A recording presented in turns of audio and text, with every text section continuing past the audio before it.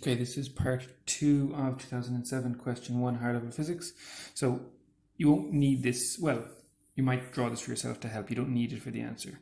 I'm just doing it to help myself figure out where everything is. Now, when you check the marking scheme, because the question is phrased, the total clockwise moments about a vertical axis on the meter stick, you could choose 0. It would have made the maths easier. Then you'd have to add all the downs, including the weight of the stick itself for the clockwise and the 2 ups for the anti-clockwise. I didn't do that. I did it kind of more traditional way where I'm imagining it's suspended here.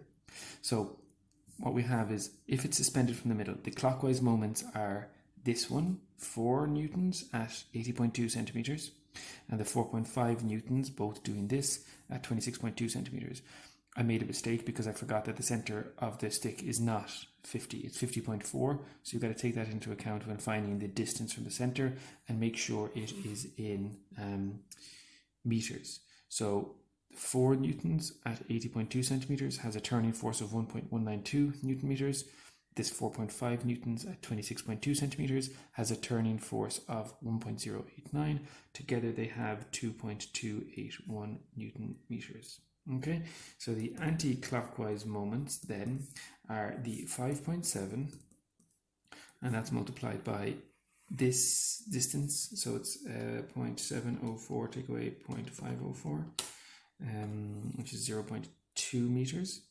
What else is making it go anti-clockwise? This 3 newtons multiplied by 50.4 take away 38.3, so that is 0.121. And then finally we have the 2 newtons acting at 11.5 centimeters, which is a distance of, oops, made a mistake there, a distance of 0.389 away from the center of gravity. Okay, so the 5.7 times 0.2 gives me 1.14 newton meters. I have my 3 multiplied by 0.021 or 121, which gives me 0.363 newton meters. And then I have my 2 newtons acting at the 11.5 centimeters, so it's 2 times 0.389, and that gives me 0.778. I add the 3 of those up, and I get a total of 2.281 newton meters, which is the same as my clockwise moments, so it's balanced. Nice one. Total anti-clockwise moments about the vertical axis.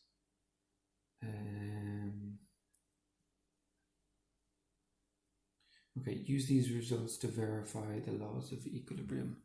Okay, the net force is 0, and the clockwise moments equal the anti-clockwise moments. Therefore, the stick is at equilibrium. Done.